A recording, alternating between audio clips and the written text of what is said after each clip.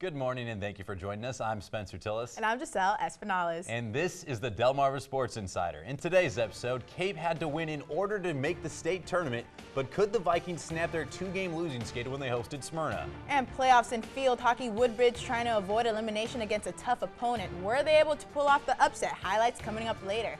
And with their playoff hopes in the balance, the SU football team had to find a way to snap their losing skid as well on Senior Day. And to start off your morning, you may have heard an alarm clock, but you'll also be hearing a bell. It's the Battle of the Bell. That's it. Lake Forest taking on Milford, a heated rivalry that claims the prize of this. A beautiful bell that currently was in the possession of the Spartans for the past 3 years, and there can only be one winner. So in the first quarter, Noah Feek Johnson, 18-yard touchdown. Lake on the board first, and we hear that name a lot because the QB has made some big plays throughout the season. But remember, rivalry games are different. The Bucks answer quickly. That ball goes into the hands of Sean Snowden. 13-yard touchdown. The game is tied. So who does Lake turn to? None other than John Flamer. Obviously, the ref had the best view of the handoff. Just storms his way into the end zone, 45-yard touchdown run, and Lake Forest defeats Milford 40-13, finish their regular season undefeated, and win the Battle of the Bell for the 4th consecutive year. You know, this is the only prediction I made, that Lake would go undefeated in the regular season, and they did. So a good prediction. You know, I'm happy about that one. And I mean, this was a great rivalry game. First off, being able to keep the bell. I mean, tradition in sports are always fun, and the fact that these two teams keep it going. But what a win for Lake Forest to finish their regular season. They've had close wins, dominating wins, just overall a great football team that has stuck together through tough situations, and now let's hope they make it far into the playoffs. Yeah, they definitely look like they're going to make a pretty serious run. The thing is, though, about the postseason, all signs seem to be running right through St. George. That team is a very solid program. They're averaging winning games 40-14 right now. Ooh. I mean, everything says those two are going to meet up in the championship match, and I can't wait if that happens. Man. That is going to be a fun one to watch. And the Bayside title was on the line Friday night when Kent Island hosted Queen Anne's. Zach Smith takes this one in from a yard out right after the team gets warmed up, and this would happen after a punt block that they followed up with the first touchdown right there. The defense would lock down the rest of the way for Queen Anne's, though. Tyler Vaughn here busts through the line for a huge tackle for loss, and the offense finally got their legs under them. They started rolling. This time, Cordell Rogers finds some space, turns on the Jets right here. That's good for 50 yards out right there. And how about this? The Lions go on the road and pick up a huge win, taking down the Bucks 13-9, and that gives the Lions the #1 seed in the region for playoffs. Wow. And I got to tell you, I mean, this is what you expect when those two square off, but seriously, that was some impressive performance out there. And the thing that made it even that much better was Queen Anne's was without their starting quarterback the entire game. Bradley Harmon is an absolute stud. He was carrying that team throughout the entire season up to this point. He was sidelined. They went to their wide receiver to lead them at quarterback. He got the job done, and Brendan, I got to say, it was very impressive to watch. I mean, we've always talked about how Kent Island is one of those teams that just rules over all the other teams in Maryland. And you're completely right. Like you said, not having their senior quarterback, their leadership on the field, and to still pull off a huge win. They were predicted to be the underdogs going into this game, so really impressive. And we take it over to Delaware. Dover taking on Caesar Rodney, both teams with rough seasons and are trying to finish it out strong. Started off in the third quarter, the Senators up 18-0, and their lead just keeps climbing after Tristan Harris just makes it straight through into the end zone. Next in the fourth quarter, Dover still with the 24-0 lead. They are not done yet. Devlin Lachlan just still on his feet after the Riders could not finish the tackle. That's right. Makes it into the end zone as well. He waits for the officials to officially call it. And just like that, 30-0 for Dover. Their defense shuts out Caesar Rodney in their 30-0 win. And that's how you end a season, Spencer. I mean, Dover became the first team to shut out Caesar Rodney since 1988. A rough start for the Senators this season, but they still have a lot of talent left on their roster for next year, and that's something they should look forward to, where they could have easily given up on defense. They kept pushing to get the shutout, which is never easy in football. I mean, maybe the glass is half empty for me. I mean, you're excited about Dover right now. What happened to Caesar Rodney? I mean, this is a team that a lot of people expected to compete for that championship in the conference. They underachieved this entire season. I mean, it was almost embarrassing at one point what happened to them. They get shut out 30-0 to your rivals. You can't let that happen after everything that's on the line. I mean, Dover wasn't exactly having the best year themselves. And to go in that game and just get embarrassed one more time in front of all your fans, I mean, there's a lot of questions surrounding that team right now. They got a lot of things they got to fix this offseason. And it was a huge showdown in Cambridge on Friday as the Vikings took on Easton, and this one ended up being as good as advertised. Let's pick things up here in the second half. The Warriors were up 8 before Nathaniel Lowe drops back to pass on the play action. He finds Deshaun Elliott for the score right there. They are fired up, and they decide to go for 2, and that is a good choice because this move was so good it lost me even. The ball pops up. Don't worry about that. He broke the plane first. 28 all, but back comes Easton. Very next drive, they hand it off to their big-time running back, Leon Flournoy. He breaks a couple arm tackles and takes that thing 40 yards to the house for the score. Warriors back out in front, but then it was Cambridge's turn. Facing 3rd and long, Lowe gets flushed from the pocket, reverses field, and you got to love it when the highlight comes right to you like this. I got to say, I stood pretty solid in the pocket myself right there. They would cap that one off with another Lowe touchdown. This one again to Elliott right there. The Vikings would kick a last-second field goal and end up taking this thing 38-35, the final. And, man, what a game. I mean, I knew this one coming in. It's a rivalry game. You knew they were going to get their best shot for both sides, but it was something to watch. Both squads so fired up for it. But now the real question is, I mean, what happened to this Easton squad? I mean, they started the year 5-0, and all of a sudden they ended up the season dropping 4 of their last 5 games. I'm not sure where they really go from there. They are in the playoffs. They do get the 4 seed in the region, but they have a lot of questions that they need to try to figure out here moving forward. I mean, at least they made it to the playoffs. Yeah, but absolutely. then ever since I met some of the Vikings in the preseason, they've been ready for games like this. They told me that they were the team to watch this season. They rode through Colonel the week before, and now to edge out Easton, who in my opinion were the better team on paper, that's impressive. Finishing it to the clock hit 0. Way to go, Cambridge. Yeah, absolutely. I mean, big congrats to them. That was a huge win.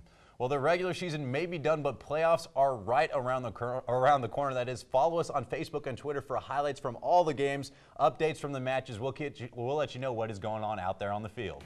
And coming up, Thursday night football action for Parkside and Washington. Find out which team ended their season with a big win. Don't change the channel. I'm Jalen Money, quarterback and free safety for the Easton High School Warriors, and you're watching the Delmarva Sports Insider.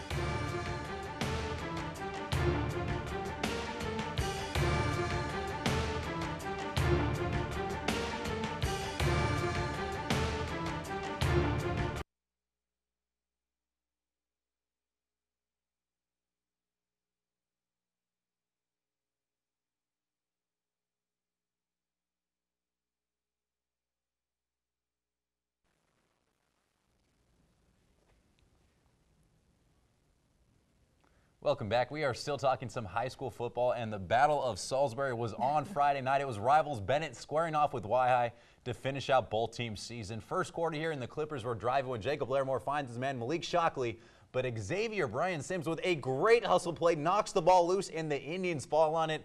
That would set up this short touchdown run from Nelson Brown off the left side. He breaks the plane for the score. That would also make it a good or a close game right here because come back the Clippers. A deep pass from Larimore. He goes right back to Shockley. They connect for the touchdown, tied up at 6 till late at the end of the second quarter. But the Indians would blow this thing open. Brown one more time, showing the vision. A great cutback, 20 yards to the house. That was the second of his 4 scores on the night as Y-High ends their season with a big win, 42-13.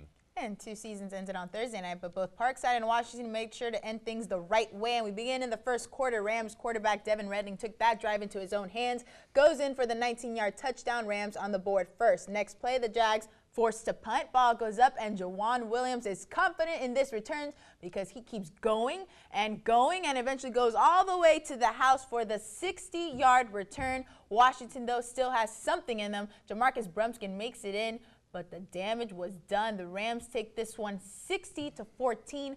Parkside finished their season 5-5, while Washington wrapped it up at 4-6. And Cape was taking on Smyrna over on Friday night, and they were looking for a win to make it to the postseason. A good start here for the Vikings. Tavon Scott takes it in from a yard out, giving his team the lead. But the Eagles would come right back. They tie this thing up with a short touchdown run up the middle right there. And then they weren't done yet. Just a few minutes later, they bust another short run in for the score. And all of a sudden, we have ourselves a ball game, but Cape would settle down and made a couple huge plays on defense. A big-time hit here in the backfield, scoop it up, and it would take it 40 yards the other way for the score. The Vikings end up taking it, and they needed it. 43-20, the final.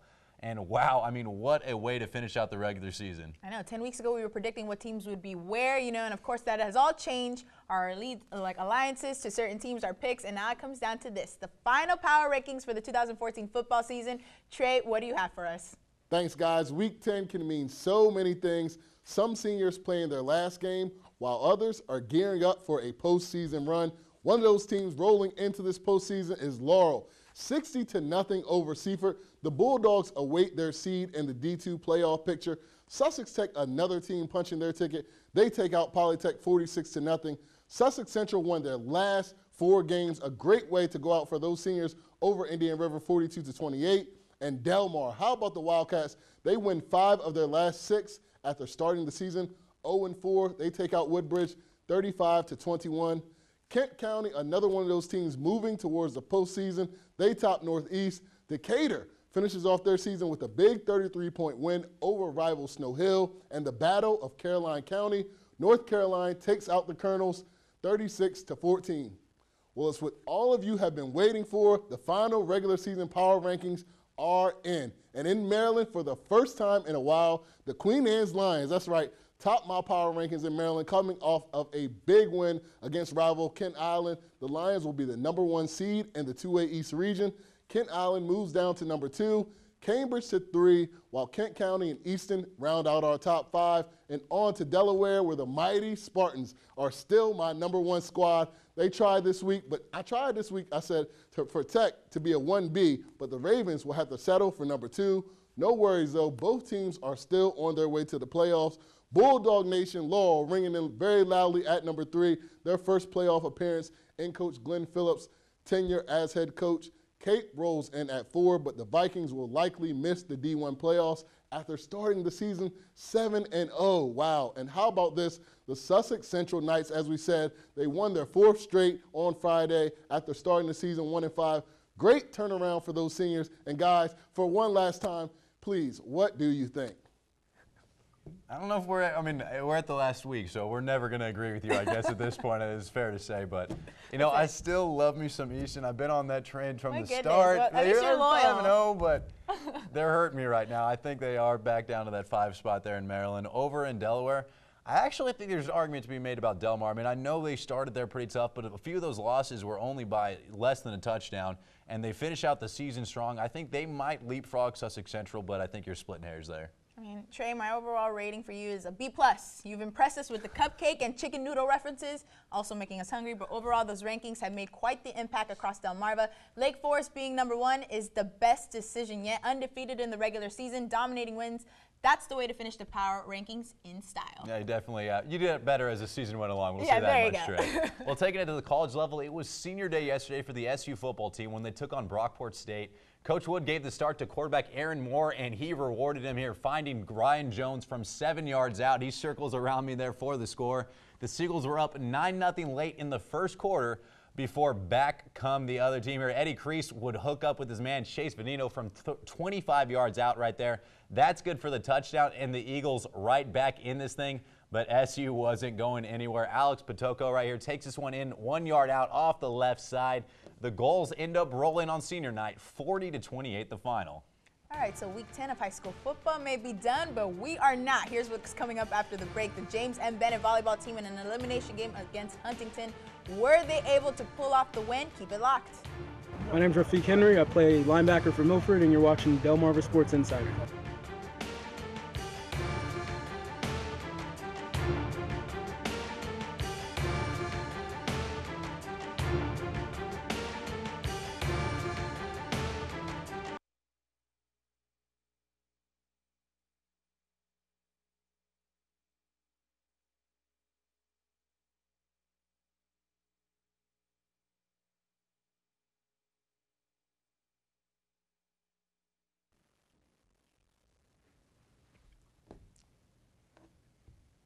Welcome back. Well, it is time to get you caught up on all our other sports across Delmarva. And you know what, Giselle? It is a great time to be a sports fan right now because we are talking some playoffs. Pocomoke Field Hockey was taking on Falston in the state semifinals, but it got off to a bit of a slow start here. The Cougars grabbed the early lead and would take a 1-0 lead after that one hit the back of the cage.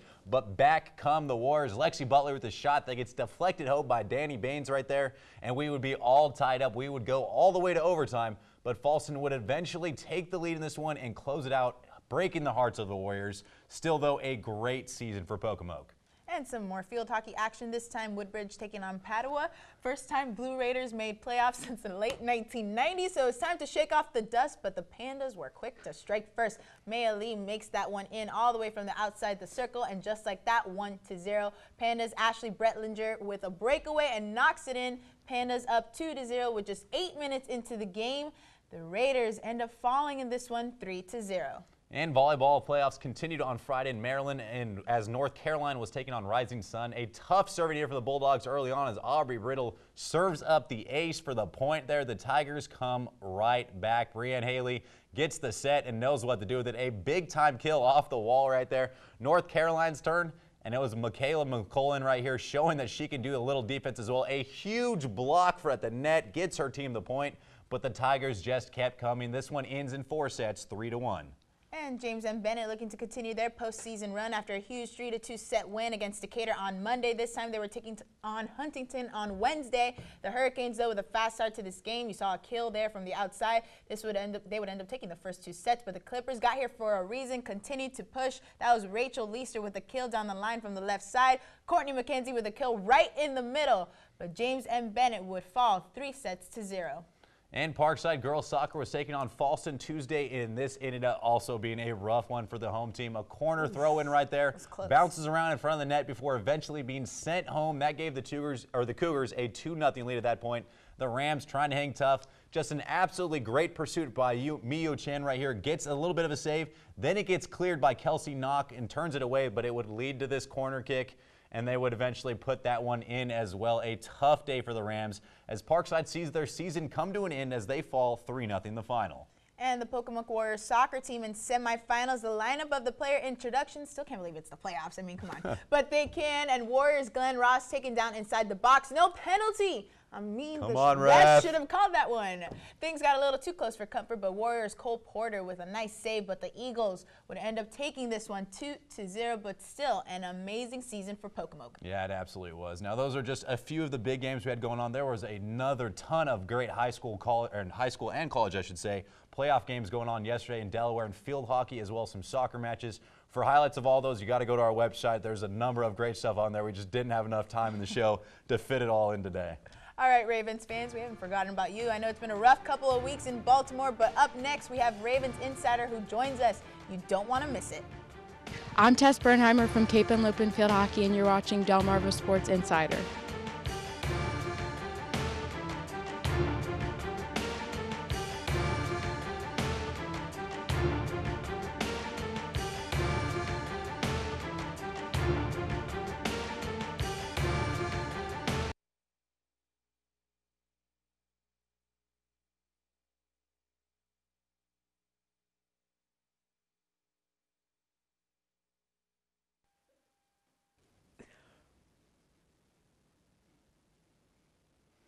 Welcome back. Well, we are still talking sports, but it's time to get you caught up to date on some of our pro teams. The NFL season right now has been anything but predictable. Giselle, who are we talking to today? Spencer, that's right. The NFL is so unpredictable, and it's crazy to think we are also over halfway through the regular season. And for the Ravens, well, things haven't been looking too good in the past couple of games. So today we break it down with Teron Davenport, Ravens beat writer for the Baltimore Times and Pro Players Insider. Teron, I mean, this team has struggled in every way possible with 2 straight losses to the Bengals and Steelers. What are some of the things that the Ravens need to work on to get the ball rolling again? As far as some of the things that they need to work on, they really need to work on picking up the blitz. This is a team that has been blitzed very heavily over the last 2 games against the Bengals and the Steelers. Once the turnovers came about, James Harrison, he just kind of turned back the clock, and he was able to get to Flacco very often. And Flacco's the type of quarterback, he needs to be able to sit in the pocket and be comfortable and make the throws downfield. One of the things that they're working on with their offense is to get the ball out of his hands quicker to avoid the sack. So that's something that they'll need to do. And it may be tougher than it looks. Offensively, I don't see too much of a problem, but defensively, it's a whole other story. The Ravens lost cornerback Jimmy Smith to an injury for the rest of the season. So now they have Ladarius Webb, Danny Gore, Tremaine Jacobs, and Rashawn Melvin. So a solid secondary, but it comes down to the actual game against the Titans. Teron, what's your prediction? I say all that to say they've been off for a week. They had the bye week, so they had some time to actually implement some things to take advantage of Mettenberger's big arm. And he's a guy that can get the ball downfield. He can push it outside of the numbers as well. So I definitely think that they will have some things in place. But when it comes down to it, this Ravens defense is just too much, at least on the front end. They have so many pass rushers. They're so strong against the run. I definitely think that the Ravens will win this game. I think it's going to be one of those games where they have to make a statement. So I'm going to go ahead and say they win this game 35-10. 35-10, you say. Well, again, thank you, Teron, for joining us today. Spencer, I have to agree with that. The Ravens will get the win, a much-needed win against the Titans. I mean, who are the Titans? Exactly. They're not important. You might have a little bit of a point there. I agree. I mean, the fact is the Ravens are coming to this averaging, giving up 135 yards a game on the ground, almost 250 through the air. I mean, they can't stop anything on defense. I think Baltimore's offense has a field day out there. I think it's going to be a little bit closer, but it's going to be about, a two-score game. We're looking at about a 35-17 final there. All right, we're going to go take our final quick commercial break, but do not go anywhere because on the other side, it is the best 60 seconds in sports. Our top plays of the week is up next. I'm Noah Ferkler, Bulldog Soccer, and you're watching Delmarva Sports Insider.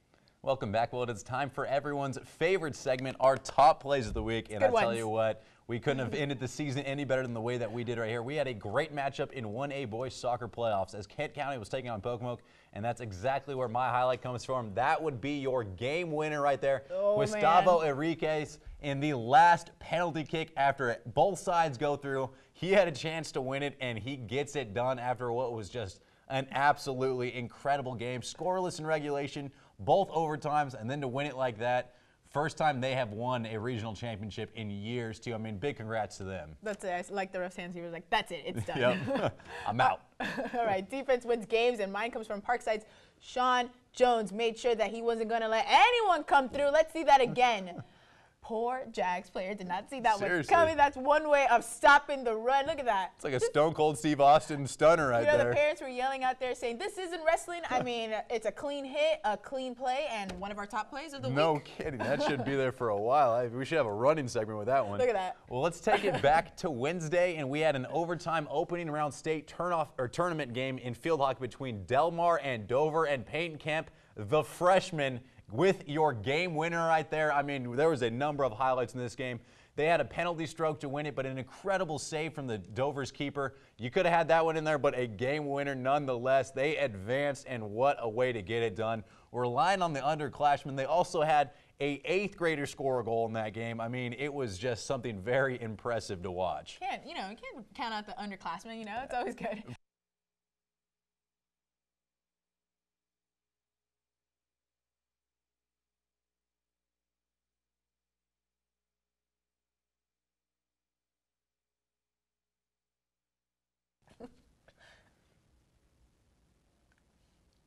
Welcome back. Well, it is time for everyone's favorite segment, our top plays of the week. And I tell you what, we ended the regular season for a lot of our teams. We got a number of great highlights, and mine, though, comes from a great matchup in boys soccer in the 1A regional championship match. Pocomoke taking on Kent County. And my man, Gustavo Enriquez, with the game winner, the last PK. It came all the way down to that after an absolute defensive battle. They were scoreless after regulation, scoreless after the first and second overtime, and it came down to that, and ice water in that young man's veins. He delivered, and he got it done right there. I mean, penalty kicks are always scary in soccer to begin with, and you see the ref just like finished. You overthink it. I think it's a head game, and he got it done. And speaking of defense wins games, and Parkside's Sean Jones made sure that he wasn't going to let anyone come through. Let's see that again. That poor Jags player did not see that one coming. That's the way of stopping the run. Put the player on your back and put him right back down. That was ridiculous. He flipped the man in midfield over his shoulder right there. And the parents were all like, that's wrestling. This is suplex move in football. Like, I like it. We'll let it stand. Clean hit. It's a clean hit. Well, let's take it back to Wednesday, an overtime opening round state tournament game here between Dover and Del Mar, and that right there would be Peyton Kemp, I should say, the freshman with your game-winning goal right there. I mean, there was a number of great plays in that one. They also got a goal from an 8th grader. I mean, it was an awesome match to watch. And it's only right to end our last play of the week with football. Defense wins games. It wins everything. And you have to give a round of applause to the Dover Senators, whose defense just stopped Caesar Rodney on every snap they took. Yeah, great way for them to finish the season. And speaking of finishing, that is all the time we got for you this week. But keep it right here. We got Ravens Wrap coming up next. And remember, we are always tweeting and love your feedback, our comments, and even selfies. So remember to follow us on Twitter at 47ABC Sports and go to our website for more coverage of the sports you love and we cover. Have a great day.